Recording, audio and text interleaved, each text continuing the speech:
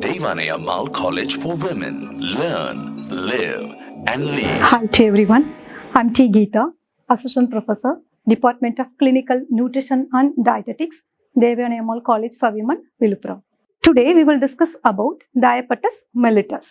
So what is Diabetes Mellitus? We are hearing this word from here and there, even inside our family and outside our family, within our neighbors, within our relatives. This is a very common word.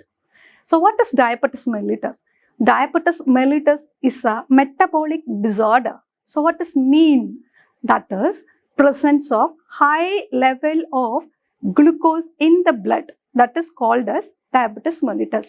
In medically, it is called as hyperglycemia. So hyper means anything more. Gly means glucose.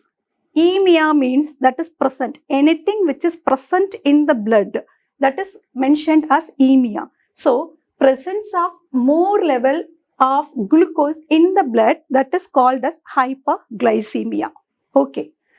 So hyperglycemia means what is hypoglycemia? Hypo means that is opposite to hyper, that means presence of low level of glucose. Okay. So what is the normal level? A person is not having diabetes mellitus means what is the normal glucose level in blood? First is fasting level, postprandial level and IGT level. So fasting level, now if a person wants to check whether the person is having diabetes mellitus or not, means they have to go for blood checkup. So blood checkup means they are checking the glucose level in the blood. So first they are mentioning the fasting level. So what is fasting glucose level? How are they taking it? For example, a person wants to take fasting level means yesterday night 8 p.m. they have taken their supper means, and they won't take anything. They have to stop the supper itself and they have to wait till the next day morning of 8 a.m.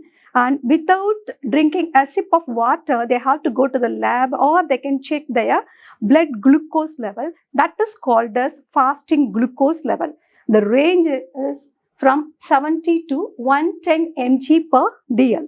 This is fasting glucose level.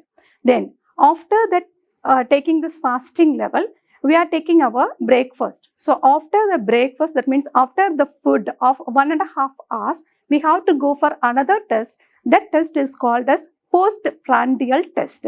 So that time the range should be lesser than 140 mg per dl. So what is the difference? 110 and 140. It should be like this only. If a person is having diabetes mellitus means their glucose level is more than 140 mg per dl. So this is the concept we have to understand. And sometimes there is a case. For example, I am having hyperglycemia but I am not a diabetic.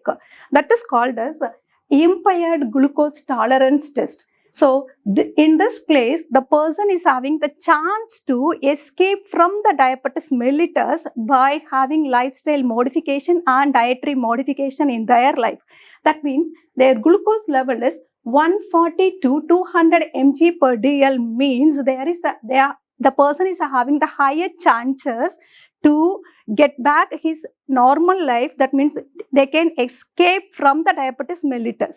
So here we are recommending the person to have some lifestyle modification. That means doing some exercises, walking and dietary management. So these are the three ranges are very, very important regarding this diabetes mellitus. Okay, what is the physiology behind it? We must know that. And we are knowing very well about our body is having so many organs. And the most important organ that is related with this diabetes mellitus is pancreas. So it is just located behind our stomach. It's a very good leaf-like structure. Okay. So what is it doing regarding this diabetes mellitus? Pancreas is having so many cells like alpha cells, beta cells and so many cells. And the alpha cell secretes some enzymes and beta cells secretes one important enzyme that is called as insulin. The insulin is the main part that plays a very important role in maintaining our blood glucose level. So what is the role of the insulin? When we are taking the food, it goes inside the, that means esophagus, and this is the stomach.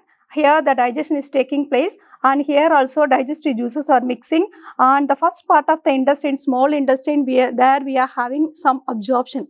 So when the glucose is in the blood, it goes inside the cell, means where it is metabolized. So the insulin is acting as a door. That means it brings the glucose, the insulin binds with the glucose and it brings the glucose to go inside the cell for metabolism.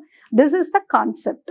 So if the person is not having enough insulin to bring the glucose to inside the cell, means there is the metabolism is stopped. That is called as diabetes mellitus.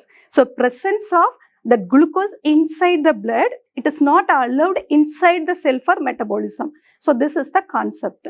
So pancreas is a very, very important organ. We have to maintain it healthily for our, that means to prevent us from diabetes mellitus. Okay. Regarding the types of diabetes mellitus, we are having three major. First one is type 1 diabetes, type 2 diabetes, and the next one is gestational diabetes. So type 1 diabetes. Type 1 means where the body cannot produce enough amount of insulin. That is diabetes. Diabetes type 1. Diabetes type 2 means the body cannot able to utilize the insulin. So first one is cannot produce the enough insulin.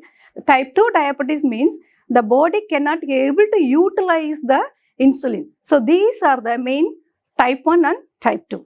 And gestational is when the mother is pregnant, that means the antenatal mother, or those who are pregnant mother, sometimes they are having this gestational diabetes. During the pregnancy, if diabetes occurs, means that is called as gestational pregnancy. That means gestational diabetes. So after delivery, it would be normal. But the mother and the baby, those are having the more chances to get type 1 and type 2 diabetes in the later periods. So when the child is not at all able to produce enough insulin, means they are getting type 1 diabetes. When the mother cannot able to utilize the insulin, means the mother is having type 2 diabetes. Okay.